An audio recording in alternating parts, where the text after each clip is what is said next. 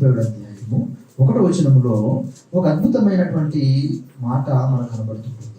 చూద్దాం ఒకసారి కొన్ని వచనాలు చదువుకుంటున్నాం. ఆదికాండము 37 నుండి యాకోబు తన తండ్రి పరదేశవాసిగా ఉండిన కానాను దేశములో నివసించాను. యాకోబు వంశావళి ఇది.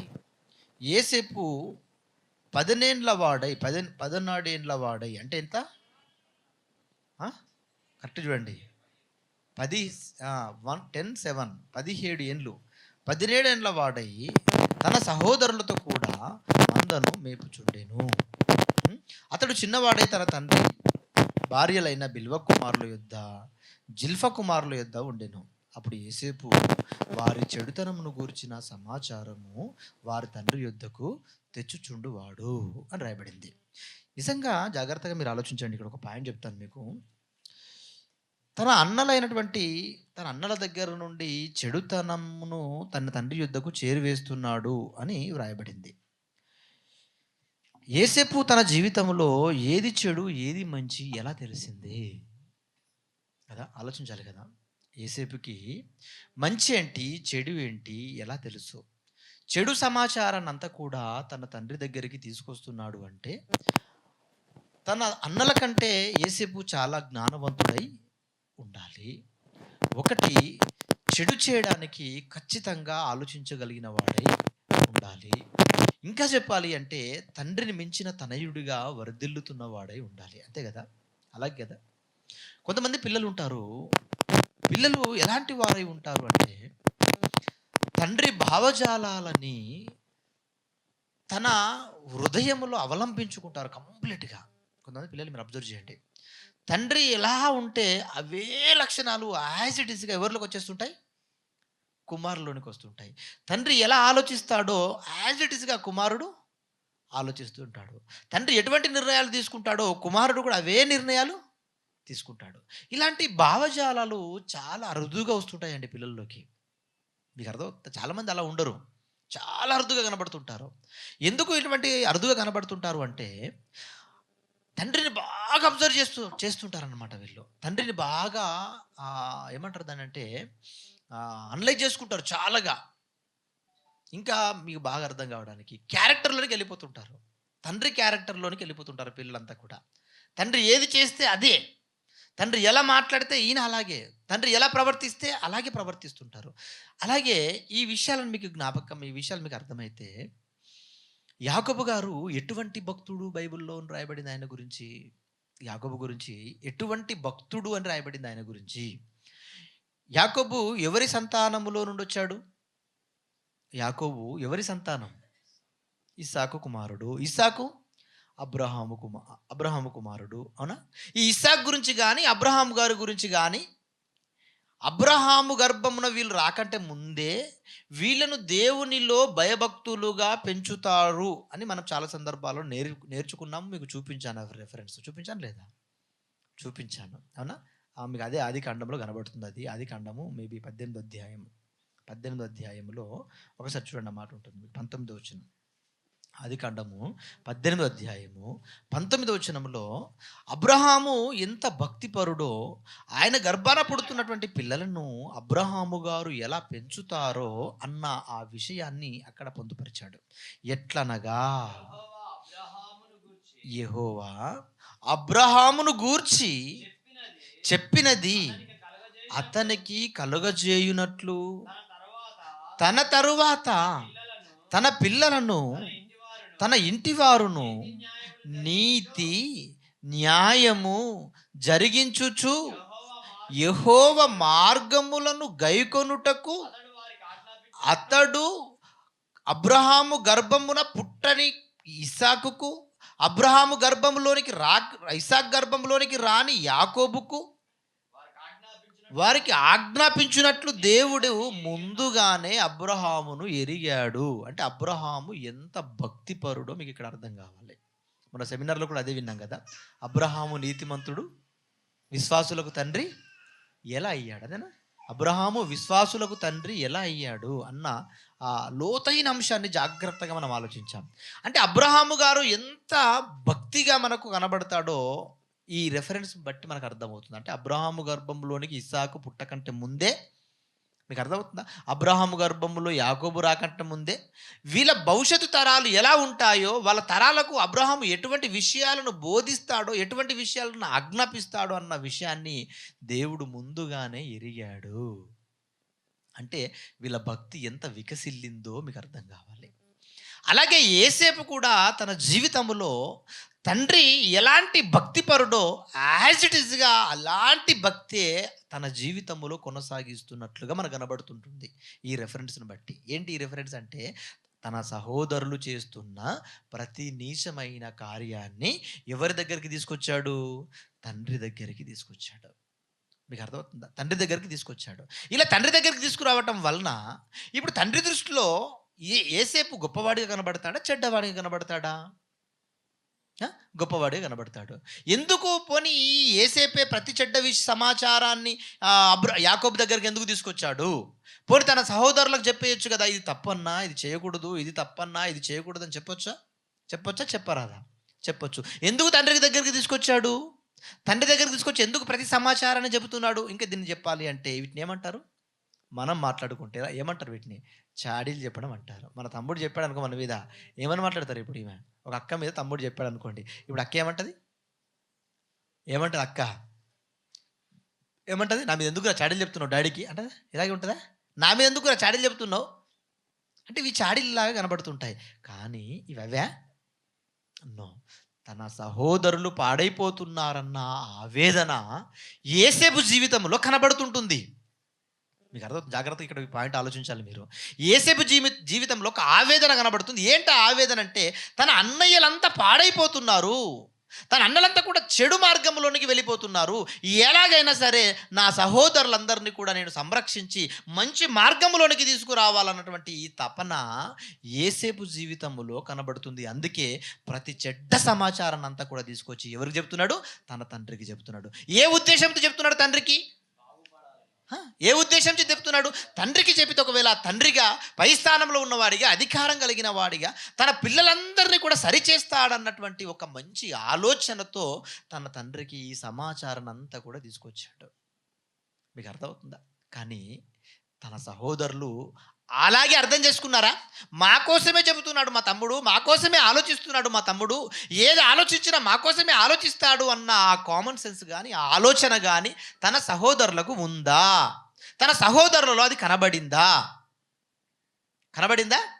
కనబడలేనట్లుగానే మనకు చరిత్రలో కనబడుతుంటుంది.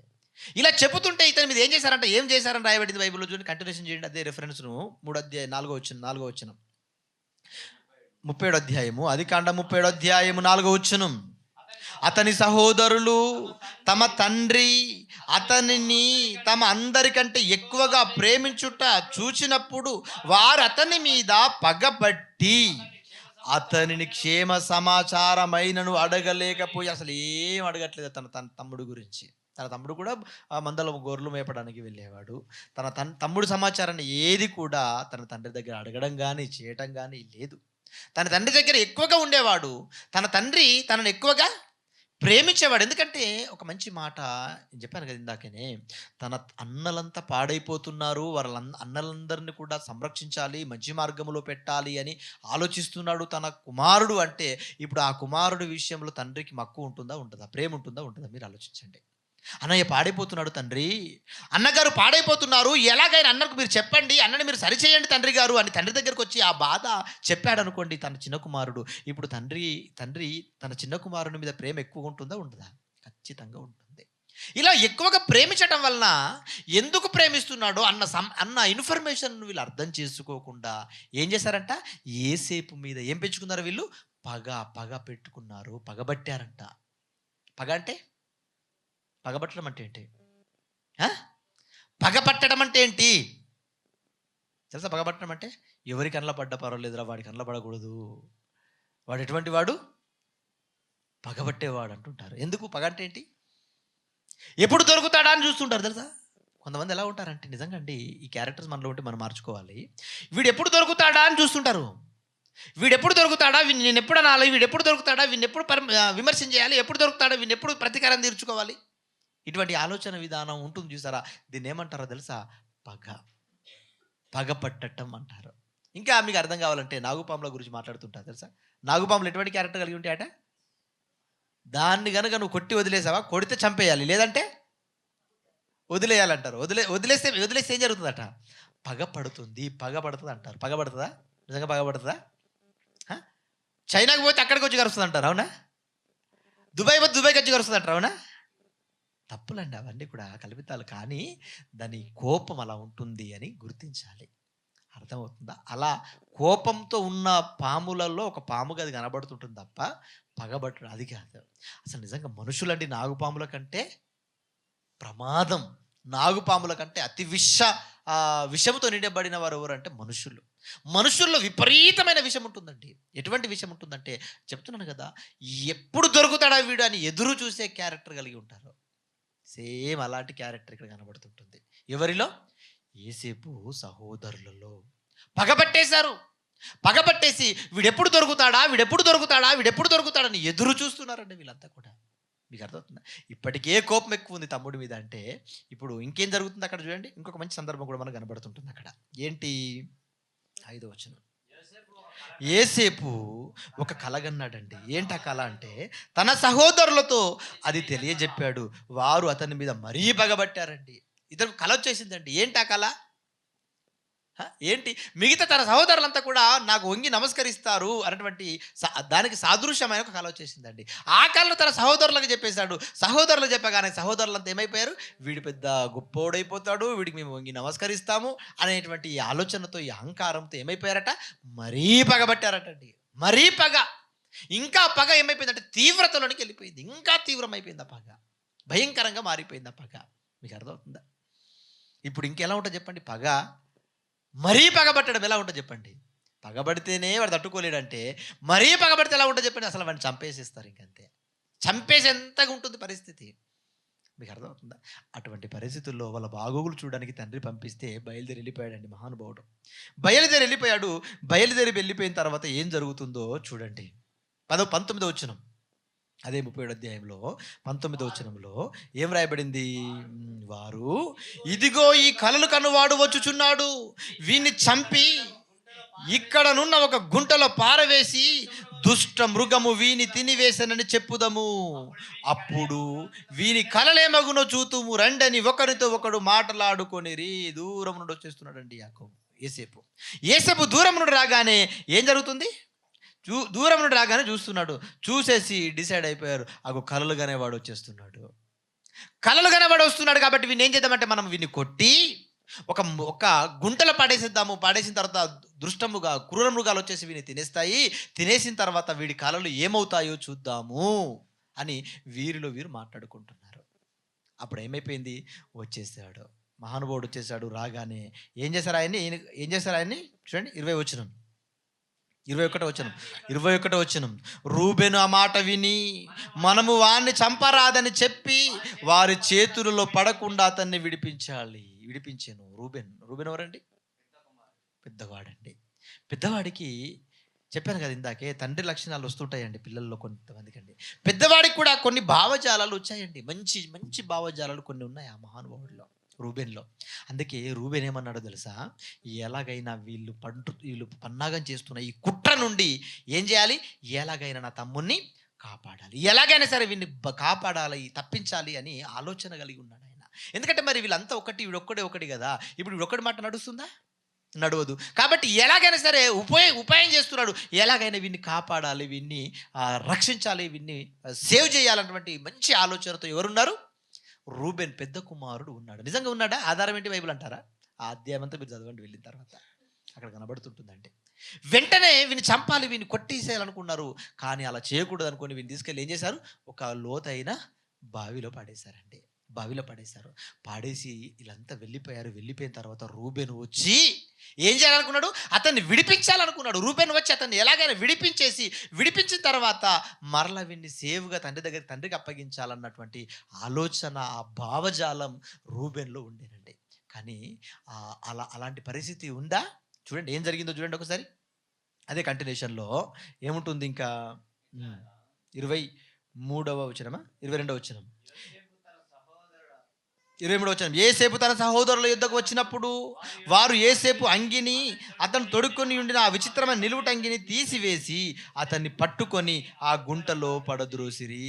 ఆ గుంట వట్టిది, అందులో నీళ్లు లేవు. 25వ వచనం. వారు భోజనము చేయ కూర్చుండి కన్నులెత్తి చూడగా ఐగుప్తులకు తీసుకొని పోవుటకు గుగ్గిలము మస్తకియ బోలమును మోయుచున్న ఒంటెలు ఇస్మాయిలీయులైన మార్గస్థులు గిలాదు నుండి వచ్చుచుండిరి. 26వ వచనం. అప్పుడు యూదా, మనము మన సహోదరుని చంపి వాని మరణమును వాని మరణమును దాచిపెట్టినందువలన ఏమి ప్రయోజనము? 27వ వచనం. ఈ ఇస్మాయిలీయులకు వానిని అమ్మివేయుదము రండి, వాడు మన సహోదరుడు, మన రక్త సంబంధి కదా, వానికి హాని ఏమీ చేయరాదని తన సహోదరులతో చెప్పెను. అందుకతని సహోదరులు సమ్మతించిరి. 28వ వచనంలో, మిద్యానీయులైన వర్తకులు ఆ మీదిగా వెళ్ళుచుండగా వారు ఆ గుంటలో నుండి యోసేపును పైకి తీసి ఆ ఇస్మాయేలీయులకు 20 తులముల వెండికి అతనిని అమ్మివేశారు. అక్కడ రూబెన్ లేడు. అమ్మి వేసేటప్పుడు రూబెన్ లేడు. యూదా ప్లాన్ చేశాడు. ఎలా? వీడు చంపామనుకోండి, ఎలా? వీడు చంపితే కరెక్ట్ కాదు, ఎందుకంటే వీడు మన సహోదరుడు కదా, మన రక్త సంబంధి కదా, చంపడం వల్ల ప్రయోజనం ఏంటి? వీని ఒకవేళ మనము మిథ్యానీయులకు మనం అమ్మేశామనుకోండి, ఇస్మాయిలీలకు మనం అమ్మేశామనుకోండి, మనకేమొచ్చేస్తుంది? ధనం వచ్చేస్తుంది అని ఆలోచించాడు యూదా. అంటే యూదాలో కూడా ఏముంది? మంచి లక్షణాలు ఉన్నాయి. మీకు అర్థమవుతుందా? తన సహోదరులు అందరు మూర్ఖులు అంటే అందరు కాదు, మంచి లక్షణాలు తండ్రిని బట్టి అవలంబించుకున్నారు. కానీ వీరు చేస్తున్న చెడు అలవాట్లు ఏవైతే ఉన్నాయో, చెడు పనులు ఏవైతే ఉన్నాయో, వీటిని తీసుకెళ్లి తండ్రికి చెప్పడం వల్ల, తండ్రి వీరిని మందలించడం వల్ల యోసేపు మీద పగ పెంచుకున్నారే తప్ప మరి అంత నీచులా వీళ్ళంతా అంత నీచులు కాదండి. మీకు అర్థమవుతుంది కొన్ని సందర్భాలు. ఇప్పుడు యూదా ఉన్నాడు. యూదా ఎలాంటి క్యారెక్టర్ కలిగిన వాడు ఉన్నాడు చూడండి, ఎలా మాట్లాడుతున్నాడు ఆయన. ఇతను చంపడం కరెక్ట్ కాదు, సరైనది కాదు అంటున్నాడు. అంటే ప్రేమ ఉందనా లేదనా? ప్రేమ ఉంది. అందుకే వీళ్ళు ఏం చేశాడు? అమ్మేశాడు. వీడు చనిపోతే ఏం ప్రయోజనం? వీడిని అమ్మేస్తే ఎక్కడికైనా వెళ్ళైనా వీడు బ్రతుకుతాడేమోనని ఆలోచన చేశాడండి యూదా. మీకు అర్థమవుతుందా? తర్వాత రూబెన్ ఏమనుకున్నాడో తెలుసా? వీళ్ళందరినీ సైడ్కి పంపించిన తర్వాత ఇతని వీళ్ళ దగ్గర నుంచి దూరం వెళ్ళిపోయి ఇతను ఏం చేయాలనుకున్నాడు అంటే, బావిలో ఉన్న తన తమ్ముడిని తీసుకు విడిపించేసి తండ్రి దగ్గరికి పంపించాలనుకున్నాడు ఈయన యాక్చువల్గా. కానీ ఇతను వెళ్ళి మరలా బావిలోనికి వెళ్ళి చూసేసరికల్లా అక్కడ ఎవరు లేరు? యోసేపు లేడంటే. చూడండి కంటిన్యూషన్ అదే ఉంది చూడండి. 29వ వచనం. రూబేను ఆ గుంటకు తిరిగి వచ్చినప్పుడు యోసేపు గుంటలో లేకపోగా అతని బట్టలు చింపుకొని అని రాయబడింది. చూసారా? ఏంటి బట్టలు చింపుకోవడం అంటే? బట్టలు చింపుకోవటం అంటే ఏంటి మీకు అర్థమవుతుందా? గుండెలు బాదుకొని ఏడుస్తుంటారు ఎవరైనా చనిపోయినప్పుడు తెలుసా? ఎవరైనా చనిపోయారు అనుకోండి, ఎలా ఉంటుంది తెలుసా? గుండెలు బాదుకుంటారు. ఎందుకు బాదుకుంటారు? తట్టుకోలేని బాధ బట్టలు చింపుకుంటున్నాడంటే దాని అర్థం ఏంటంటే, తట్టుకోలేనంత బాధ రూబెన్లో ఉంది. అయ్యో, నా తమ్ముడు లేడు ఇక్కడ, నా తమ్ముడిని క్రూరముగా తినేసేయేమో, నా తమ్ముడు చనిపోయాడు అనుకున్నాడు ఈయన. నా తమ్ముడు ఇక్కడ లేడు, ఆ గుంటలో ఎలాగైనా విడిపించాలి అనుకున్నాడు. కానీ ఆ గుంటలో తమ్ముడు లేకపోయేసరికల్లా తన బాధ ఎంత భయంకరంగా వ్యక్తం చేశాడు చూడండి. బట్టలు చింపుకొని తన సహోదరుల యుద్ధకు పరిగెత్తుకొని వచ్చాడండి. పరిగెత్తుకొని వచ్చి ఏం మాట్లాడుతున్నాడు చూడండి. ఏం మాట్లాడుతున్నాడు? 30వ వచనంలో, తన సహోదరుల యుద్ధకు తిరిగి వెళ్ళి, చిన్నవాడు లేడే, తమ్ముడు లేడు అక్కడ, చిన్నవాడు లేడే, అయ్యో, ఆ పదం చూడండి ఎలా ఉంది. అయ్యో, నేనెక్కడికి పోదును, నేను ఎక్కడికి పోవాలి ఇప్పుడు? నా తమ్ముడు లేడు, నేను ఎక్కడ వెతకాలి? వీడు ఎక్కడ దొరుకుతాడు? అసలు వీడు ఏమైపోయాడు? వీడు ఏ క్రూరమృగం తినేసింది? అయ్యో అన్నటువంటి ఆ పదాలు చూడండి ఎలా మాట్లాడుతున్నాడు రూబెన్. ఒక మంచి క్యారెక్టర్ కలిగిన వాడికి కనబడుతుంటాడు రూబెన్. ఈరోజు నిజంగా కుటుంబ విషయాలలో ఇటువంటి క్యారెక్టర్ కానీ, ఇటువంటి లక్షణాలు కానీ ఏ కుటుంబంలోనైనా కనబడుతున్నాయంటారా? అయ్యో, తన తమ్ముడు పాడైపోతున్నాడన్న ఆ బాధ తన అన్నయ్యలు ప్రదర్శిస్తున్నారా? అయ్యో, నా తమ్ముడు ఏమైపోతాడో, నా తమ్ముడు పాడైపోతున్నాడు, నా తమ్ముడు భయంకరుడుగా తయారైపోతున్నాడు, ఎలాగైనా వీని కాపాడాలి, వీని ఎలాగైనా మద్యం నుండి కాపాడాలి, ఎలాగైనా డ్రగ్స్ నుంచి కాపాడాలి, ఎలాగైనా చెడు వ్యసనాల నుండి వీడిని భద్రపరచాలి, సంరక్షించాలి. అలా సంరక్షించడానికి బాధపడి పరిగెడుతున్న వాళ్ళు ఎవరైనా సమాజంలో ఉన్నారా? తన తమ్ముడి గురించి కానీ, తన అన్న గురించి కానీ, తన చెల్ల గురించి కానీ, తన అక్క గురించి కానీ, ఎవరి గురించి అయినా తన కుటుంబంలో జరుగుతున్న ఏ దుష్కార్యాల గురించి అయినటువంటి విషయంలోనైనా ప్రయాసపడి, బాధపడి వాళ్ళని ఎలాగైనా సంరక్షించాలన్న తపన ఎవరికైనా ఉంటుందండి ఈరోజు జీవితాలలో? అసలు ఆ ప్రేమ ఉంటుందా? వాడేమైపోతే నాకేంటి, వాడేమైపోతే నాకేంటి, ఇంకా బాగా చెప్పమంటారా, వాడికి అలాగే కావాలి. ఎలా మాట్లాడుతుంటారు తెలుసా? వాడికి అలాగే కావాలి. ఎందుకంటే వాడిని చెప్పినట్టు విన్నాడా? వీళ్ళు ఎందుకు చెప్పినట్టు వినుంటే ఇలా జరగకుండే. చెప్పినప్పుడు వినలేదు, పర్వాలేదు, ఇంకొకసారి చెప్పు, 2 సార్లు చెప్పు, 3 సార్లు చెప్పు, 4 సార్లు చెప్పు, తప్ప ఏం పోతుంది? చెప్పితే ఏం వెళ్ళిపోతుంది? ఆలోచించండి. నేను ఒక చెప్పాను కదా ఇందాక, లీడర్ సమ్మిట్ అని ఒక మీటింగ్కి వెళ్ళారండి. అక్కడ ఒక అద్భుతమైన పాయింట్ ఒక ఆయన మాట్లాడాడు, నాకు బాగా నచ్చింది ఆ పాయింట్. ఏంటంటే, ఒక మనిషి తన మైండ్ సెట్ని మార్చుకోవడానికి బలమైన కారణాలు ఏముంటాయి? మీకు అర్థమవుతుందా? ఒక వ్యక్తి బాగా భయంకరంగా చెడు విషయాల గురించి ఆలోచిస్తున్నాడు అనుకుందాం. ఇప్పుడు ఆ వ్యక్తి ఆ చెడు వ్యసనాల నుండి మంచి వైపు రావాలి అంటే అసలు ఏం చేస్తే వస్తాడు? ఆలోచించండి, ఏం చేస్తే వస్తుంటాడు?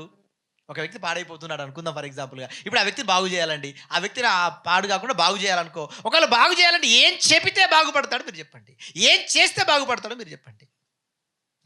సొసైటీని సంస్కరించాలన్నా, ఒక వ్యక్తిని మంచి మార్గంలోనికి తీసుకురావాలన్నా మధ్యలో ఉంది ఒకే ఒకటి పని. అదేంటో తెలుసా? మాటలే. నిజంగా అండి, వర్డ్స్ అండి, ఓన్లీ కేవలం మాటలే. ఈరోజు సమాజాన్ని సంస్కరించేవారు లేకపోవడం వల్ల సమాజం అంతా పతనా వ్యవస్థకు వెళ్ళిపోతుంది. 100% ఇట్ ఇస్ ట్రూ. మీకు అర్థం? అందుకే మాటలు ఎంత పవర్ఫుల్గా ఉంటాయో ఆలోచించండి. ఒక వ్యక్తిని మనం ఒక మాట తిట్టామనుకోండి, ఆ వ్యక్తి జీవితకాలంలో నేను మర్చిపోడు. తెలుసా? మర్చిపోతాడా? అంటే ఎంత గాయం చేసింది ఆ వ్యక్తిని, ఆ మాట ఆ వ్యక్తి జీవితంలో ఎంత గాయం చేసిందో మీరు ఆలోచించండి. అందుకే మాటలు ఎప్పుడు కూడా తొందరపడి మాట్లాడకూడదండి. తొందరపడి ఎవరిని ఏమనకూడదు. జాగ్రత్తగా ఆలోచించాలి. ఆగాలి, ఒక నిమిషం ఆగిపో, ఏం అవ్వదు. కోపం వచ్చిందా, ఒక నిమిషం ఆగిపో. కోపం వచ్చిందా, ఒక నిమిషం అక్కడ మౌనంగా ఉండిపో, ఏమవ్వదు. ఒకవేళ ఇంకా కోపంగా ఉన్నావా, బయటకు వెళ్ళిపో, సైలెంట్గా బయటకు వెళ్ళిపో, ఏమవ్వదు. కొంపలు ఏం కావు, కుటుంబాలు ఏమవ్వవు. కానీ ఎలా ఉంటుంది? ఏదో అయిపోతుంది అనుకుంటారండి చాలామంది. ఏదో అయిపోతుంది అనుకొని మొత్తం భయంకరమైన లోపల ఉన్నటువంటి తన విషయాన్ని అంతా కూడా బయటకు జిమ్మేస్తుంటాడు.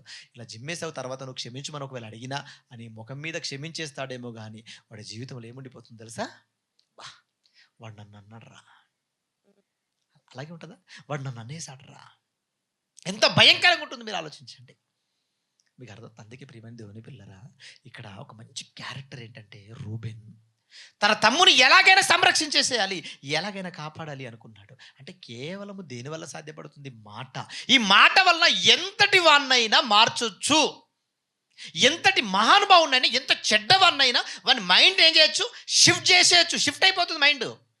చాలామంది సూసైడ్ చేసుకుంటారు. చివరి క్షణాల్లో ఒకడు వెళ్ళి కౌన్సిలింగ్ చేస్తుంటాడు. అప్పుడు ఏమైపోతాడు? వాడు మారిపోయాడు. అరే చనిపోవడం లేముందిరా, చనిపోయడానికి చేసే ఈ ధైర్యం ఏదైతే ఉందో, ఈ ధైర్యం బ్రతకడానికి చేయరా, నువ్వు బాగుపడతావు అన్నావు అనుకోండి, వెంటనే ఆలోచిస్తాడు వాడు. మరి అప్పటి వరకు ఏమనుకున్నాడు? అబ్బో ఇన్ని కష్టాలు నాకు వచ్చేసాయి, ఈ కష్టాలు నేను తట్టుకోలేను, నేను భరించలేను, ఖచ్చితంగా నేను చచ్చిపోవాలి, నాకు చావే శరణ్యం అనుకుంటాడు. వాడు చివరికి చనిపోవడానికి చివరి క్షణాల్లోకి వెళ్ళిపోతాడు. ఇదే నా చివరి దశ అనుకుంటాడు. ఆ క్షణంలో కనుక ఎవడైనా గైడ్ చేశాడా, అప్పుడు ఏమైపోయింది? వాడి మైండ్ అంతా ఏమైపోయింది? షిఫ్ట్ మారిపోయింది. దేన్ని బట్టి? కేవలము మాటలు, కౌన్సిలింగ్. మీకు అర్థం? అంటే మాటలకు అంత పవర్ ఉంటుందంటే అంత పవర్ ఉంటుంది, కానీ మనం ఆలోచించాం.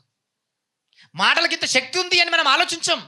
అందుకే మహత్తు గల మాట అన్న మన టాపిక్లో దీని గురించి బాగా మాట్లాడాను నేను. మీరు చూడండి ఎప్పుడైనా, మీకు అర్థమవుతుందా?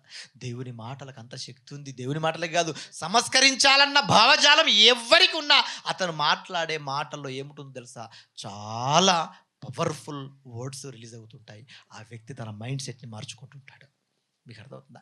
ప్రేమ ఉంటే మీరు కూడా మీ కుటుంబాలను మీరు ఏం చేయగలరు? మార్చుకోగలరు. మీకు అర్థమవుతుందా? ప్రేమ ఉండాలండి కుటుంబం మీద, తన బంధువుల మీద, తన రక్త సంబంధికుల మీద, తన పిల్లల మీద ఏముండాలి? ఫస్ట్ లవ్ ఉండాలి. ప్రేమ. కోపాలు వస్తాయి, గొడవలు వస్తాయి, సమస్యలు వస్తాయి. అసలు రాంది సమస్యలు లేనిది ఏ కుటుంబాల్లో ఉన్నాయి చెప్పండి? సమస్యలు లేని కుటుంబాలు ఏంటి? ఇబ్బందులు లేని కుటుంబాలు ఏంటి? మనస్పర్ధలు రాని కుటుంబాలు ఏంటి? తిట్టుకోలేని కుటుంబాలు ఏంటి? కొట్టుకోలేని కుటుంబాలు ఏంటి? ఎన్నో ఉన్నాయి. అయినా సరే అన్నీ వదిలేయి, మరలా కాంప్రమైజ్గా, మరలా కలిసిపో, మరలా ప్రేమ పెంచుకో, మరలా దగ్గరికి తీయు, మరలా ఆకర్షించు. ఇలాంటి లవ్ కనుక నువ్వు కలిగి ఉన్నావా, వాడు ఎటువంటి చెడు మార్గంలోనికి వెళ్ళడానికి వీలు ఉండదు. మీకు అర్థమవుతుందా? ఒక రూబెన్ తన తమ్ముడి విషయంలో చాలా ప్రేమ కలిగి ఉన్నాడండి. నిజంగా ఎలా ఎలా ఏడుస్తున్నాడు చూడండి. నేను ఎక్కడికి పోవాలి అంటున్నాడంటే అసలు ఏంటండి ఆ భాష చూడండి, ఆ పదాలు చూడండి. ఏమన్నాడు ఆయన? నా తమ్ముడు లేడే, చిన్నవాడు అక్కడ లేడు అని తన బట్టలు చీల్చుకొని, వస్త్రాలు చింపుకొని ఏమంటే నేను ఎక్కడికి వెళ్ళాలి అని అడుగుతున్నాడు. అంటే అసలు నిజంగా ఎంత ప్రేమ ఉందో ఆలోచించండి. ఎలాగైనా తప్పించాలనుకున్నాడు. కానీ ఈరోజు మీరు ఆలోచిస్తున్నారా మీ కుటుంబాల గురించి? చెడు వ్యసనాల్లోనికి వాడు వెళ్ళిపోయాడు, వాడిని ఎలాగైనా కాపాడాలంటే ఒకే ఒక్క శరణ్యం ఏంటంటే కౌన్సిలింగ్. ఇక ఇలా తీసుకొచ్చి కూర్చోబెట్టాలి అంతే. ఇలా తీసుకొచ్చి కూర్చోబెట్టడం వలన వాడు వింటాడు. విన్న తర్వాత ఏం జరుగుతుంది? వాడు మైండ్ అంతా కూడా మారిపోతుంది, షిఫ్ట్ అయిపోతుంది, మంచి ఆలోచనలోనికి వెళ్ళిపోతుంటాడు. మీకు అర్థమవుతుందా? ఇది ఒక రూబెన్ జీవితంలో నుంచి మనం నేర్చుకోవాల్సినటువంటి ఒక మంచి మాట, ప్రేమ. మీకు అర్థమవుతుందా? ఇంకా మంచిగా ఆలోచించండి మీరు జాగ్రత్తగా. వీళ్ళు ఏం చేసిన తర్వాత ఏం జరిగింది తన జీవితంలో, యేసేపు జీవితంలో అంటే అమ్మేశారు. అమ్మిన తర్వాత అతను తీసుకెళ్ళిపోయిన తర్వాత ఏం జరిగింది తన జీవితంలో చూడండి. ఇంకొక మంచి పాయింట్ చెప్తాను ఇక్కడ. బట్టలు చింపుకొని వచ్చాడు అనే దాంట్లో ప్రేమ ఉందా నిజంగా అని అనుకుంటే, ఒకవేళ యాకోబు గారు దగ్గరికి సమాచారం వెళ్ళిందా? యేసేపు చనిపోయాడని సమాచారం తీసుకెళ్ళారా? చనిపోయాడు, ఇంతకీ చనిపోలేదు. కానీ సమాచారాన్ని ఎవరి దగ్గర? యాకోబు దగ్గర తీసుకెళ్ళారు. ఇప్పుడు యాకోబు పరిస్థితి ఏంటో చూడండి ఒకసారి. అదే అధ్యాయంలో 34వ వచనంలో యాకోబు పరిస్థితి ఏంటో మనకు కనబడుతుందండి. చూడండి 37వ అధ్యాయము 34వ వచనం. యాకోబు తన బట్టలు చింపుకొని తన నడుమున గోనెపట్టు కట్టుకొని అనేక దినములు తన కుమారుని నిమిత్తము అంగలార్చుచుండగా. అంటే అంగలార్చడం అంటే ఏడుపండి ఎవ్రీడే. ప్రతిరోజు ఏడుపు వచ్చేస్తుంటుందండి. మీకు అర్థమవుతుందా? అది అండి అంగలార్పంటే. ప్రతిరోజు ఏడుస్తున్నాడు ఈయన. ఏంటంటే బట్టలు చింపుకొని. ఎందుకు ఏడుస్తున్నాడు? బట్టలు ఎందుకు చింపుకుంటున్నాడు? ఒకళ్ళు రుబేను కూడా తన తమ్ముడు అంటే ప్రేమ లేదు ఒకవేళ అనుకుంటే, అక్కడ రుబేను జీవితంలో ఎరబడింది. బట్టలు చింపుకొని పరిగెత్తుకొని వచ్చి అయ్యో చిన్నవాడు లేడే అని కేకలేశాడే. ఈ విషయం మీకు అర్థం కావాలి, ఈ విషయంలో ప్రేమ ఉందని మీకు అర్థం కావడానికి తన తండ్రి కూడా ఏం చేస్తున్నాడు? నా కుమారుడు చనిపోయాడు అని ఏం చేశాడు ఆయన? బట్టలు చింపుకొని ప్రతిదినము అంగలార్చుచు నడుముకు గోనెపట్టు కట్టుకొని అనేక దినములు రోధించుచుంటాడు. అతను ఒక్కడే రోధించాడా? ఇంకేం రాయబడింది తెలుసా? తన సహోదరులు కూడా అక్కడ ఉన్నారండి. తన కుమార్తెలు ఉన్నారు, తన కుమారులు ఉన్నారు. చాలా మంది బంధువులు అందరూ ఏడుస్తున్నారండి. అంటే ఎంత మంచి వాడై ఉంటాడు ఆలోచించండి. నిజంగా అండి, చనిపోయిన వార్త వినగానే చాలా మంది వస్తుంటారు. అవునా? వస్తారా? ఏ వార్తకు రాకపోయినా సమాచారం చనిపోయాడని తెలిసి వస్తుంది. ఎందుకు వస్తుంటారు? చనిపోయాడని తెలిసినప్పుడు ఎందుకు వస్తుంటారు? నేనైతే ప్రార్థన చేస్తున్నానండి, దూరంగా ఉంటున్నాను తండ్రి, ఎవరికేమన్నా అయితే నా పరిస్థితి ఏంటి అనా? మీరందరూ క్షేమంగా ఉండాలని కోరుకుంటాను. కానీ ఎవరికైనా చనిపోయాడని వార్త వస్తే వెంటనే ఏం జరుగుతుందో తెలుసా? బయలుదేరి వస్తుంటారు. బయలుదేరి వచ్చిన వారిలో ఎటువంటి క్యారెక్టర్ కలిగిన వారు ఉంటారు ఆలోచించండి. ఎటువంటి క్యారెక్టర్ కలిగిన వారు? అందరు ఉంటారండి. ప్రేమ కలిగిన వారు ఉంటారు, ద్వేషం కలిగిన ఉంటారు, పగవాడు వస్తాడు, అవునా, గొడవలు పెట్టుకున్న వాడు వస్తాడు, అప్పటి వరకు సమస్యలు సృష్టించిన వాడు వస్తాడు. అందరూ వస్తారు. ఎందుకు వస్తారు? గొడవలు పడ్డవాడు ఏమనుకుని వస్తాడు? మంచిగా పోయినరు వీడు అనుకుని వస్తాడు, అవునా? ద్వేషం ఉన్నవాడు దేంతో వస్తుంటాడు? మంచిగా పోయాడు రా వీడు పోయింది మేలైంది అనుకుంటాడు, అవునా? అదే ప్రేమ ఉన్నవాడు ఎలా వస్తాడో తెలుసా? ఇంకా కొద్ది దినాలు ఉంటే ప్రేమను పంచేవాడు అని వస్తుంటాడు. వీడు ప్రేమ చాలా గొప్పదని వస్తుంటాడు. కొంతమంది ఉంటారండి అరుదు. ఎలా ఉంటారంటే వీళ్ళు వీలైనంత వరకు ప్రేమను పంచుతుంటారండి. వీళ్ళు కులమని, గోత్రమని, వీడి ఈడని వాడని ఏమి చూడరు. ప్రేమను పంచడమే వీళ్ళ పని. ఇటువంటి మరణాల దగ్గరికి మీరు ఎప్పుడైనా వెళ్ళండి, ఎలా ఉంటారో తెలుసా? నిజంగా భయంకరంగా ఉంటుంది. మధ్యకాలంలో నేను వెళ్ళాను, నా మిత్రుడు వాళ్ళ ఫాదర్ చనిపోతే వెళ్ళాను. నిజంగా అలా father is a very nice candidate. నా జీవితంలో నేను చూసినంత వరకు చిన్నవాడని కానీ పెద్దవాడని కానీ వాడి స్థాయిని కానీ అలా ఉంటుందండి. అలా బండి మీద వెళ్తున్నప్పుడు నేను చాలా చిన్నవాడిని, అఫ్ కోర్స్ ఆయన 50-60 ఏళ్ళ వయసు అయింది. నేను మాట్లాడినా కూడా ఆయన ఏం చేసేవాడో తెలుసా? బండి ఆపి దిగి సంస్కారంగా మాట్లాడేవాడండి. సంస్కారంగా మాట్లాడేవాడు. బాగున్నారు సార్ అనేవాడు. చిన్నవాడిని వయసులో. ఎంత నేను చెప్పండి? వరుసకు నేను బామ్మర్దిని అవుతాను ఆయనకి. ఏమనాలి? ఇమ్రాజ్ సాలే బాగున్నావారా? ఇలాగే మాట్లాడతారు కదా! అలా ఏ రోజు అనలేదండి తను. ఏం డాక్టర్ సార్ బాగున్నారా? దిగి బండి దిగి మాట్లాడు. ఆయన ఏ చిన్న నా పిల్లలు వెళ్ళినా కూడా చాలా బాగా మాట్లాడతారండి. నా తరపున మన పిల్లలు వచ్చారు చాలామంది. చాలామంది ఎవ్వరి విషయంలో కూడా చాలా బాగా మాట్లాడతారు. మా హౌస్ కన్‌స్ట్రక్షన్ చేసేటప్పుడు కూడా నిజంగా చాలా శ్రద్ధ వహించి కన్‌స్ట్రక్షన్ చేశాడండి. అంటే ఇతను నా విషయంలోనే ప్రేమ చూపించాడనుకున్నాను నేను. కానీ నిజంగా గ్రామం అంతా వచ్చి ఏడ్చిందండి. చాలామంది స్త్రీలు ఏడుస్తుంటారు చావుల దగ్గర. పురుషులు చాలా అరుదు. అవునా? అసలు తక్కువ ఏడుస్తారు. కానీ అసలు ఆ చావులో పురుషులందరూ ఏడిచారండి.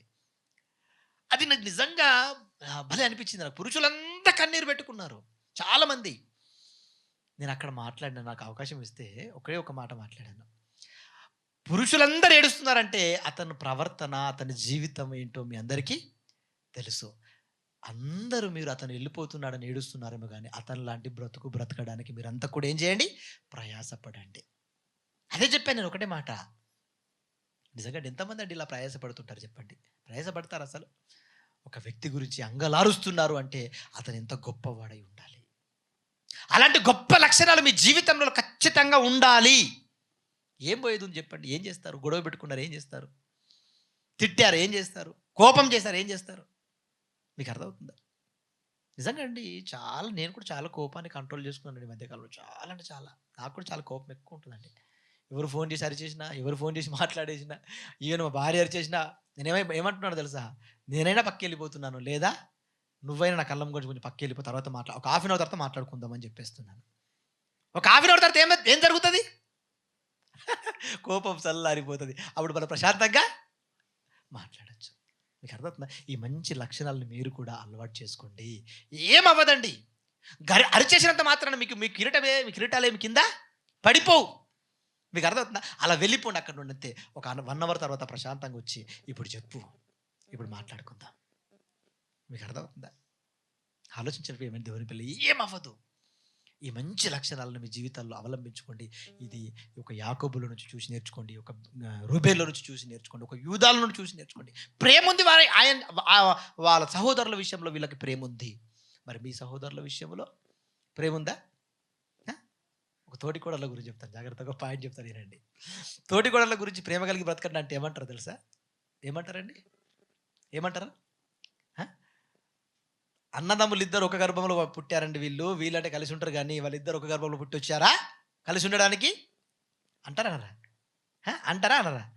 ఒక గర్భంలో పుట్టి రాకపోతే కలిసి ఉండలేరా? నోరు మంచిదైతే ఏంటిదట? ఊరంతా మంచిదే. నీ నోరు బాగాలేదు.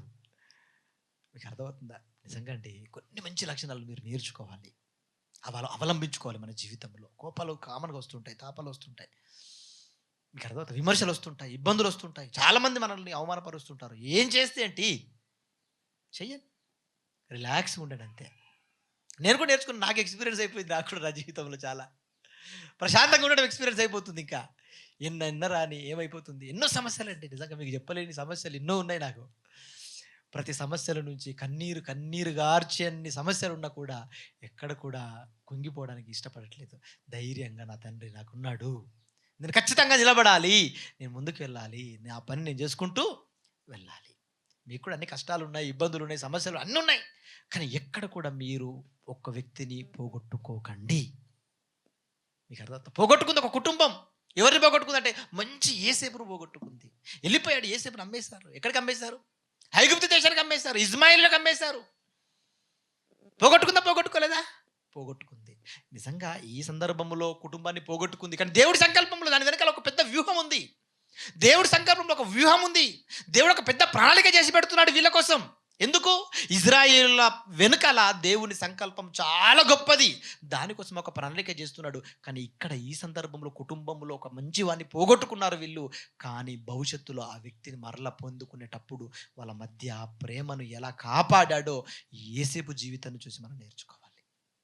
మీకు అర్థమవుతుందా? ఇకపోతే జాగ్రత్తగా మీరు పాయింట్ ఆలోచించండి. యేసేపుని ఇక్కడ నుంచి అమ్మేశారు. ఎక్కడికి వెళ్ళిపోయాడు ఈయన? ఐగుప్తు దేశానికి వెళ్ళిపోయాడు. వెళ్ళిపోయాడు. ఐగుప్తు దేశానికి వెళ్ళిన తర్వాత ఇజ్మాయిలీయులు ఎవరికి అమ్మేశారు ఈయనను? ఎవరికి అమ్మేశారు? చూడండి ఎవరికి అమ్మేశారో బైబిల్ అదే మీరు జాగ్రత్తగా ఆలోచించగలిగితే ఆది కాండము 39 అధ్యాయము 1 వచనం. ఆది కాండము 39 అధ్యాయము 1 వచనం. యోసేపును ఐగుప్తునకు తీసుకొని వచ్చినప్పుడు ఫరో యొక్క ఉద్యోగస్తుడు, ఎవరు ఆయన? ఫరో, ద కింగ్ ఆఫ్ ఈజిప్ట్. ఓకేనా? ఈజిప్ట్కి కింగ్గా అంటే ఆయన రాజు. ఎవరైనా ఫరో కింద మరొక వ్యక్తి ఉన్నాడు, ఉద్యోగస్తుడు. ఆయన పేరేంటట? ఆయన ఏమని పిలుస్తారు అక్కడ? పొతిఫరో. ఏంటట? పొతిఫరో అని ఒక ఐగుప్తీయుడు అక్కడికి అతన్ని తీసుకొని వచ్చిన ఇజ్మాయేలు యొద్ద అతనిని కొనుక్కున్నాడు. పొతిఫరో అతన్ని కొనుక్కున్నాడు. ఎవరి పొతిఫరో అంటే ఫరో దగ్గర ఉద్యోగస్తుడు, సేనాధిపతి అని చెప్పొచ్చు. ఇంకా చెప్పాలంటే అతని దగ్గర ఇతను ఏం చేశాడట? కొనుక్కున్నాడు. ఎవరిని కొనుక్కున్నాడు? యోసేపును కొనుక్కున్నాడు. ఇప్పుడు ఇక్కడ ఒక పాయింట్ మీరు ఆలోచించండి జాగ్రత్తగా. కొనుక్కోవడం ఏంటండి అసలు? కొనుక్కోవడం ఏంటి? అసలు అమ్మడం ఏంటి? సహోదరులు ఇజ్మాయిలులకు ఇతను అమ్మేయడం ఏంటి? ఇతను తీసుకెళ్ళిపోయి మరలా లాభానికి చూసుకొని అతన్ని ఇతను అమ్మేయడం ఏంటి? అసలు ఈ అమ్మడం ఏంటి, కొనడం ఏంటి? అసలు ఇవి వస్తువులా? వస్తువులు అంటే అమ్మడం, బంగారం అమ్ముకుంటాం, కొనుక్కుంటాం, బాగుంది. అవునా? వెండి అమ్ముతారు, కొంటారు, బాగుంది. అసలు మనుషులు అమ్మడం ఏంటి?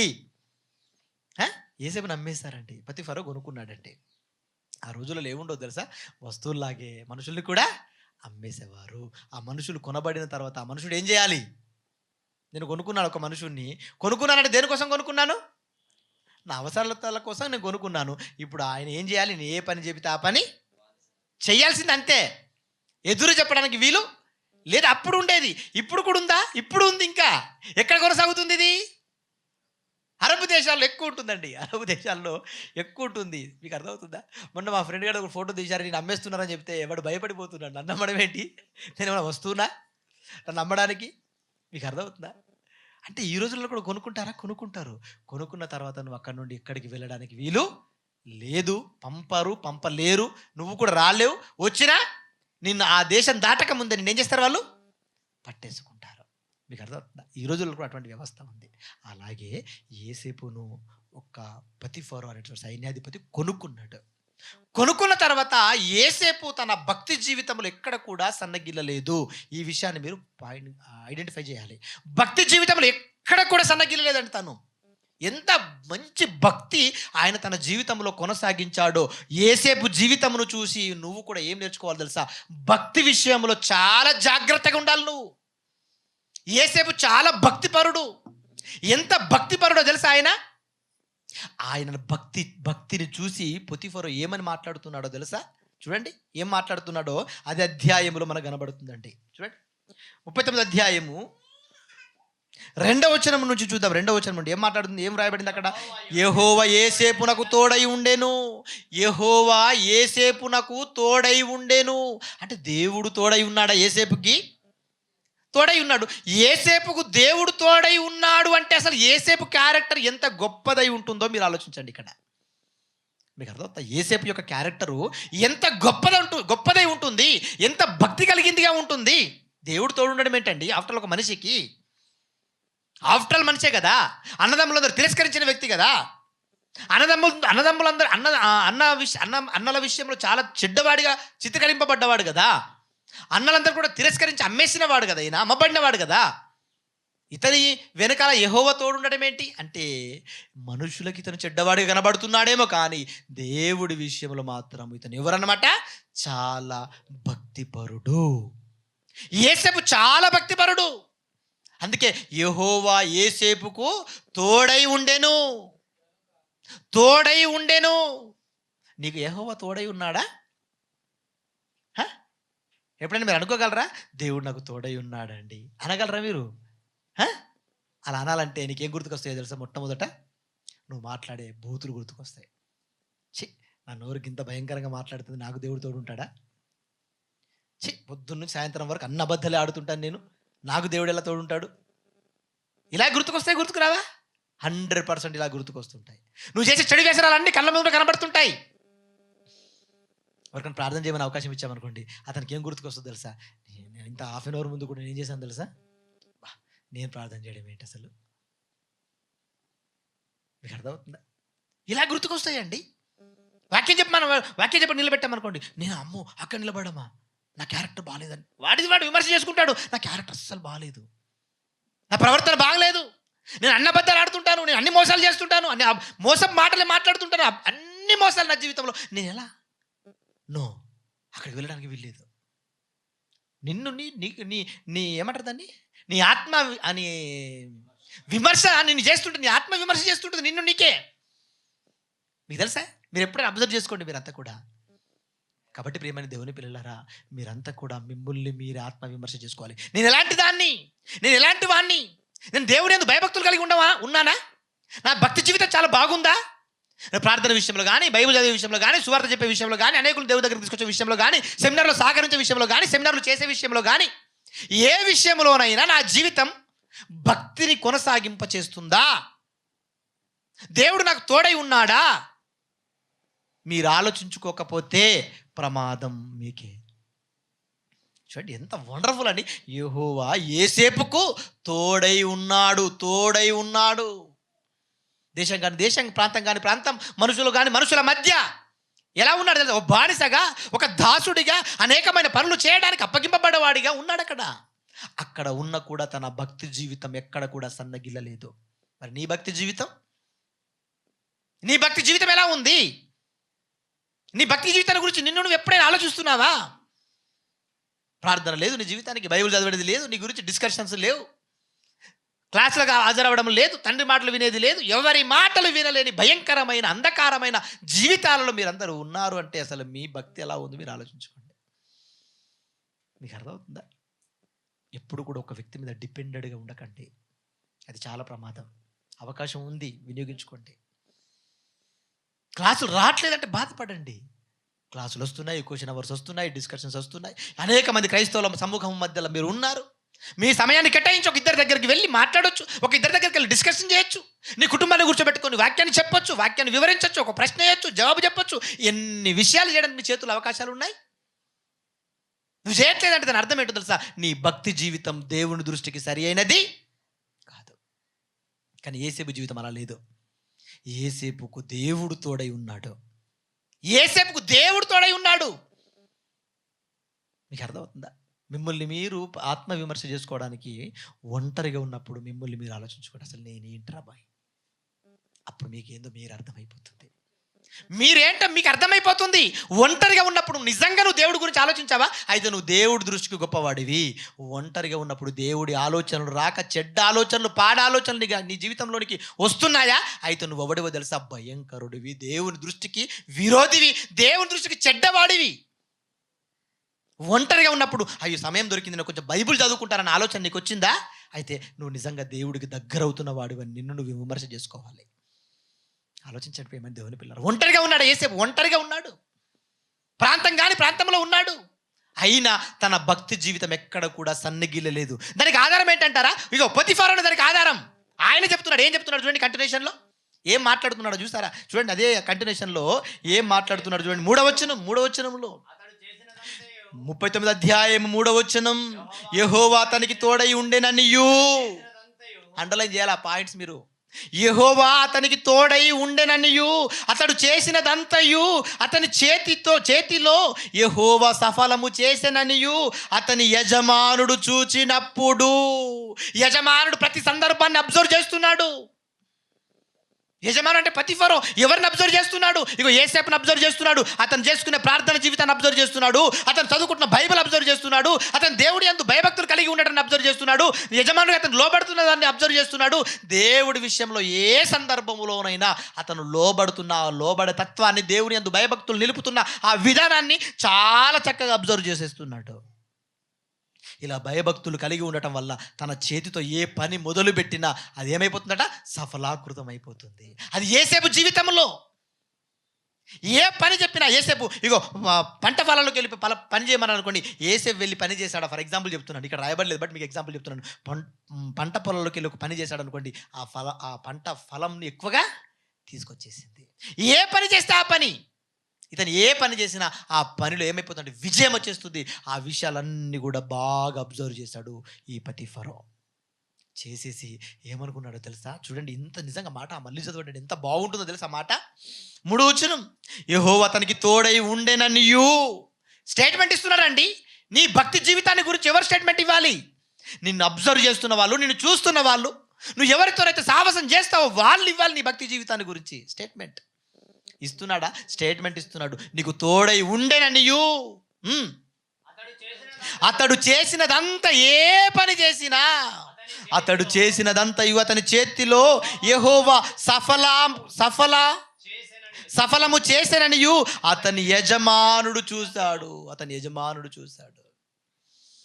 యజమానుడు చూసినప్పుడు 4వ వచనం, యోసేపు మీద అతనికి కనికరము కలిగెను, కనుక అతని యొద్ద పరిచర్య చేయువాడాయెను.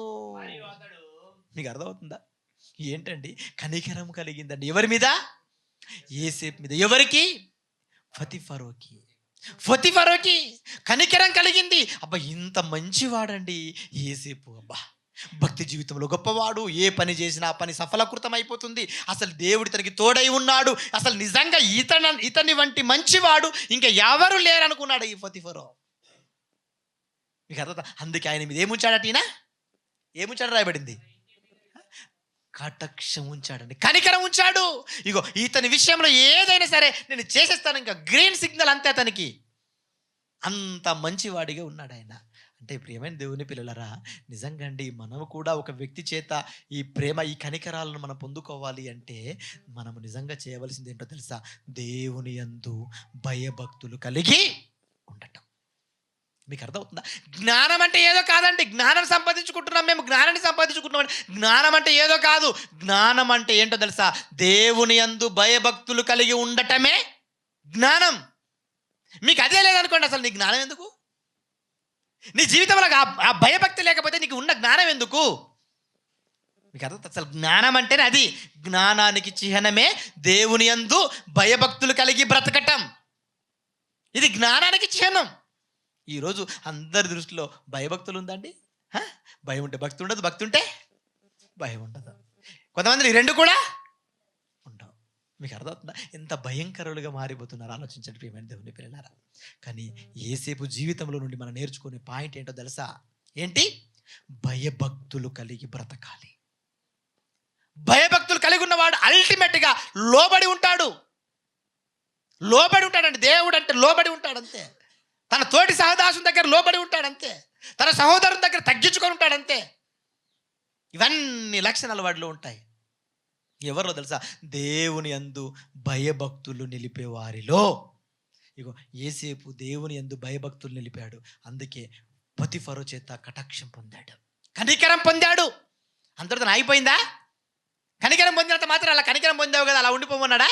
ఏం చేశాడో తెలుసా? పొతిఫరో ఏం చేశాడు? తన భార్యను తప్ప తన ఇంటి మొత్తం మీద అధికారాన్ని ఇచ్చేశాడండి. వాట్ ఏ వండర్ఫుల్ అండి నిజంగా. చూడండి, కంటిన్యూషన్ అదే ఉంది.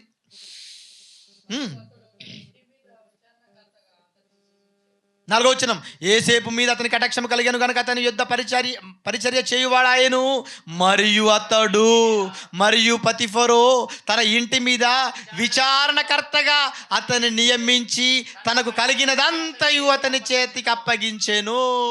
విచారణకర్త అంటే ఏంటి? విచారణకర్త అంటే ఏంటి? ఇంటి మీద విచారణకర్త. మీ ఇంటి మీద విచారణకర్త ఎవరు? మీ ఇంటి మీద విచారణకర్తలు ఉన్నారా లేరా? ఉన్నారా? ఎవరు ఇంటి మీద విచారణకర్తలు? ఎవరు? ఇంట్లో నిర్ణయాలన్నీ తీసుకునేవారు ఎవరు? విచారణకర్త. అంటే విషయాన్ని తెలుసుకొని సంక్షిప్తంగా అది మంచి ఏదో చెడేదో ఆలోచించి నిర్ణయం తీసుకునే వ్యక్తి ఎవరు? విచారణకర్త. మరి పొతిఫరోకి అది లేదా? పొతిఫరోకి విచారించే నాలెడ్జ్ లేదా? ఉందా లేదా? ఉంది. కానీ ఈయన నాలెడ్జ్ ముంగట ఆయన నాలెడ్జ్ ఎంత చిన్నదండి. అబ్బా, నాకంటే జ్ఞానవంతుడివి నువ్వు యోసేపు. అందుకే నా ఇంటి మీద నేనేం చేస్తానో తెలుసా? విచారణకర్త. అంటే నా ఇంటి విషయంలో ఏ నిర్ణయాలైనా సరే ఎవరు తీసుకోవాలి? పొతిఫరో కాదు తీసుకోవాల్సింది. ఎవరు తీసుకోవాలంటే యోసేపు నువ్వే తీసుకోవాలి. నువ్వే మొత్తం. వాట్ ఏ వండర్ఫుల్ అంటే నిజంగా ఆలోచించండి. ఎంత గొప్ప స్థానానికి వెళ్ళిపోయాడు యోసేపు. దేన్ని బట్టి వెళ్ళాడు అంత స్థాయికి? కేవలం దేవుని యందు భయభక్తులు నిలపటం వలన. భయభక్తులు నిలిపాడండి. దేవుని యందు భయభక్తులు నిలిపాడు. ఈరోజు నిజంగా అండి, దేవుని యందు భయభక్తులు కలిగి మీరు బ్రతికితే దేవుడు కూడా మిమ్మల్ని ఎక్కడికో హెచ్చిస్తాడండి. మీరు అది ఊహించరు, అది మీరు ఊహించరు. ఎందుకంటే యేసేపు జీవితం అదే. ఇక్కడ ఏం జరిగింది? యేసేపు గురించి వ్రాయబడింది, ఇంకా కంటిన్యూగా మీ అధ్యాయం చదవండి. సుందరుడు, అందగాడు, చాలా చక్కగా ఉండడం వలన తన భార్య అతన్ని లోపరుచుకోవడానికి ఎన్నో ప్రయత్నాలు చేస్తుందండి. చేసిందా? ఎన్నో ప్రయత్నాలు చేసింది. ఎలాగైనా లోపరుచుకోవాలి, చాలా అందంగా ఉన్నాడు వీడు, వీరితో ఎలాగైనా షైనింగ్ చేసేయాలనుకొని ఎన్నో కోణాల్లో లోపరుచుకోవడానికి ప్రయత్నించింది. కానీ యేసేపు పలికిన మాట ప్రపంచానికే ఒక మార్గదర్శకమైన మాట. ఏం పలికాడో తెలుసా? పతిఫరో నిన్ను తప్ప అనేసి అలాగే మాట్లాడండి. అంత కఠినంగా మాట్లాడేశాడు. పతిఫరో నా యజమానుడు నిన్ను తప్ప సర్వమును నాకు అప్పగించేశాడు. అలాంటి నమ్మకమైన నా యజమానుడికి నేను ద్రోహము చేయటం అది నేరం. ఇంత ఘోర దుష్కార్యము చేయ తగదు. ఇంకా చెప్పాలంటే అది దేవునికి విరోధమైన పాపం. అది ఇంత భయంకరమైన పాపానికి నేను ఎలా ఒడిగట్టాలి? తన భార్యకు సందయించి చెప్పాడు. ద గ్రేటెస్ట్ పర్సన్ అండి ఈజ్ ద జోసెఫ్. మీకు అర్థం? ఎంత వండర్ఫుల్ అండి ఆయన జీవితం. ఆలోచించారు ఏమని దేవుని పిల్లారా, ఇంత భయంకరమైన పాపానికి నేను ఒడిగట్టాలా? ఛీ, వద్దు. నీ ఇంటి మొత్తం అప్పగించేశాడు ఆయన, నా యజమానుడు. నిన్ను తప్ప ఇల్లు సర్వాధికారం నాకు ఇచ్చేశాడు. ఇంత నమ్మకమైన ఈ ఇంట్లో నేను ఎలాగండి ఈ నీచమైన కార్యాన్ని చేయాలి? ఎంత గొప్పగా ఆలోచించండి. ఈరోజు ఈ క్యారెక్టర్ ఉంటుందండి మన జీవితాల్లో. ఆలోచించండి ఏమని దేవుని పిల్లారా, దేవుని ఇంటి మీద సర్వాధికారాన్ని దేవుడు మీకు ఇచ్చాడు. తన ఇల్లేంటి? నువ్వే. ఈరోజు నువ్వే తన ఇల్లు అనుకున్నప్పుడు ఎన్ని నీచమైన కార్యాలకు నువ్వు చోటిస్తున్నావు ఆలోచించు. ఇంత గొప్ప ఈ ఆకారాన్ని దేవుడు నాకు అప్పగించాడే, ఇటువంటి నీచమైన ఈ శరీరముతో, దేవుడిచ్చిన ఈ ఆకారముతో ఈ నీచమైన పని చేయడానికి నాకు ఎలా మనసు వస్తుందండి? ఛీ, నేను ఇది చెయ్యాలని చేయకూడదు అనుకోవాలి. నువ్వు అనుకుంటావా? నో. అవకాశాల కోసం ఎదురు చూస్తుంటారు. ఎప్పుడు దొరుకుతుంది అవకాశం? మీకు అర్థమవుతుంది ప్రేమ దేవుని పిల్లారా? అలా చేయడానికి వీల్లేదు. నమ్మకమైన వారిగా నమ్మకంగా బ్రతకాలి. అలా బ్రతికాడు. అలా బ్రతికితే ఏం జరిగిందో తెలుసా? చివరికి ఏం జరిగింది? యేసేపు జీవితంలో ఏం జరిగింది? ఇంత గొప్పగా దేవుని దృష్టికి నేను పాపం ఎలా చేయాలి, దేవుని దృష్టికి నేను ఎలా పాపం, ఇంత ఘోరమైన నీచకార్యం చేసి దేవుని దృష్టిలో నేను పాపాత్మగా నిలిచిపోవాలా? వద్దు అని దేవుని దృష్టిలో చాలా స్ట్రాంగ్గా నిలబడ్డాడు. కానీ ఆయన జీవితంలో ఏం సంభవించిందో తెలుసా? ఆ నేరం అతని మీదే వేయబడింది. వేయబడిందా లేదా? వేయబడింది. ఏం చేసింది ఈవిడ? బలవంతంగా లోపరుచుకోవడానికి ప్రయత్నించింది. లోబడకపోయేసరికల్లా అతను పారిపోతుంటే అతని వస్త్రాలను దొరకబట్టుకొని బయటకు తీసుకొచ్చి ఏమని మాట్లాడింది? ఏం మాట్లాడింది ఈవిడ? వాళ్ళ హస్బెండ్ మీద నిందేసేసింది. ఏమని? హెబ్రీయుడి చేత మనల్ని అవమానపరచడానికి హెబ్రీయుని తీసుకొచ్చి ఇంట్లో పెట్టేశాడు మన యజమానుడు అని యజమానుని మీద నిందలేసేసింది ఈ దౌర్భాగ్యురాలు. మీకు అర్థమవుతుందా? యజమానుడి మీద నిందేసిందండి. అలాగే ఉంటుంది, కంటిన్యూషన్ అలాగే ఉంటుంది. మీరు చదవండి ఆ తర్వాత అధ్యాయం అంతా కూడా. హెబ్రీయుడి వల్ల మన ఇంటి మీద నిందలు వేయడానికి ఇగో ఆ హెబ్రీయుని తీసుకొచ్చి ఇంట్లో పెట్టేశాడు యజమానుడు అని తన దగ్గర వాళ్ళందరిని పిలిపించి వాళ్ళకి చెప్తుందండి ఈ సమాచారాన్ని అంతా. ఎందుకంటే యజమానుడు ఇంట్లో లేడు టయానికి. తర్వాత యజమానుడు వచ్చాడు.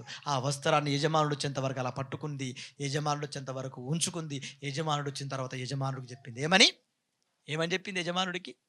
ఇగో ఈ నువ్వు పెట్టావే హెబ్రీయుడు, వీడు ఏం చేశాడో తెలుసా? నన్ను పాడు చేయడానికి ప్రయత్నించాడు, నేనే తప్పించుకున్నాను. అలా తప్పించుకొని వాడి ఆధారాలు, వాడి ఆనవాళ్ళ దగ్గర ఉండడానికి వాడి వస్త్రాన్ని పట్టుకున్నాను అని అబద్ధాన్ని, నేరాన్ని మోపింది. ఎవరి మీద? నేరం మోపింది. ఎవరు? భార్య. జాగ్రత్తగా ఆలోచిస్తాను. తర్వాత యేసేపు జీవితము మరొక జీవితానికి మలుపు తిరిగింది. మరొక గొప్ప స్థానానికి ఆ మలుపు తిరిగింది. టర్నింగ్ పాయింట్ ఇదే. కీడు వచ్చేసింది. కీడు తర్వాత ఏముంది? ఆయనకి మేలుంది. మన జీవితంలో కూడా కష్టాలు వస్తాయి, ఇబ్బందులు వస్తాయి, అవమానాలు వస్తాయి, అన్ని వస్తాయి. దీని వెనకాల కూడా దేవుడు ఏం పెట్టాడు? నీకు ఒక మంచి మేలు పెట్టాడు. అది నిజముగా దేవుని యందు భయభక్తులు కలిగిన వాడివైతే. చేసేవన్నీ నీచ కార్యాలు చేయడం వల్ల ఏమొస్తాయి? నీచమైన సమస్యలు వస్తాయి. ఆ సమస్యలను సమర్థించుకునేది ఎలా ఉంటుందో తెలుసా? ఎలా ఉంటుంది? దేవుడు చెప్పాడండి, కీడు వెనకాల మేలు. నువ్వు మంచి పని చేసి కీడు తీసుకున్నావా? మీరు ఎలా ఉంటుంది చెప్పండి? మేలు జరగకపోయేసరికి దేవుడిని అవమానిస్తుంటారు కాదు. నో, దేవుని అందరూ భయభక్తులు కలిగి ఉంటే నీకు మేలు వెనకాల ఏముంటుంది? కీడు వెనకాల ఏముంటుంది? నీ జీవితమే భయభక్తులు.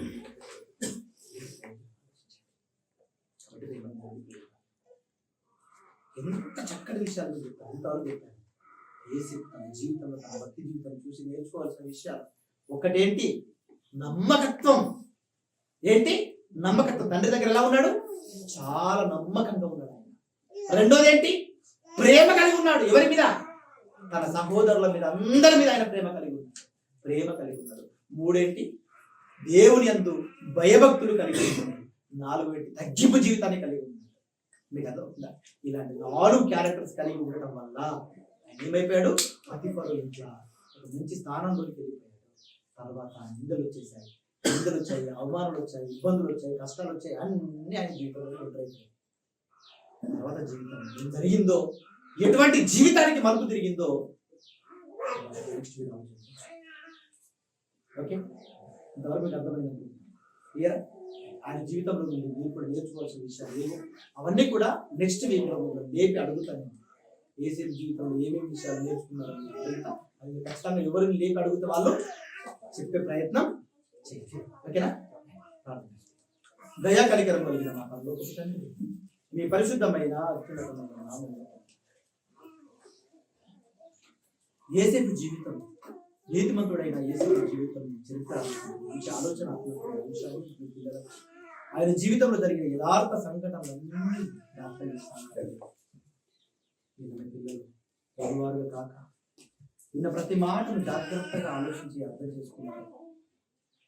ఆయన జీవితంలో జరిగిన సందర్భాలను బట్టి, ఆయన మీ ఎడల నీతిమంతుడుగా, యథార్థవంతుడుగా బ్రతికిన ప్రవర్తనను బట్టి, ఆయన జీవితంలో నుండి మేము నేర్చుకుంటున్న విషయాలు కూడా మీ ఎడల భయభక్తులు కలిగి ఉండాలని, సహోదరులందరి ఎడల ప్రేమ కలిగి అనేకులను సంరక్షించాలని, యజమానుడికి నమ్మకత్వాన్ని కలిగి ఉండాలని, తగ్గింపు జీవితాన్ని కలిగి ఉండాలని 4 విషయాలు నాకు ఈ విషయాలు కూడా ఇదంతా కూడా తమ జీవితాల్లో అన్వయించుకుంటారు. ఆ లక్షణాలు కలిగి బ్రతుకుంటారు. నిజంగా జరగలేని ఆరాధన కార్యక్రమాన్ని జ్ఞాపకం చేసుకోండి. అనేకులను ఆకర్షించండి. మా ప్రయాసాన్ని ప్రయోజనం కాకుండా మా ఎడలో కూర్చుంటుంది. కార్యక్రమం అంతా మీ చేతులకు ఈ ప్రార్థన మా రక్షకుడు యేసు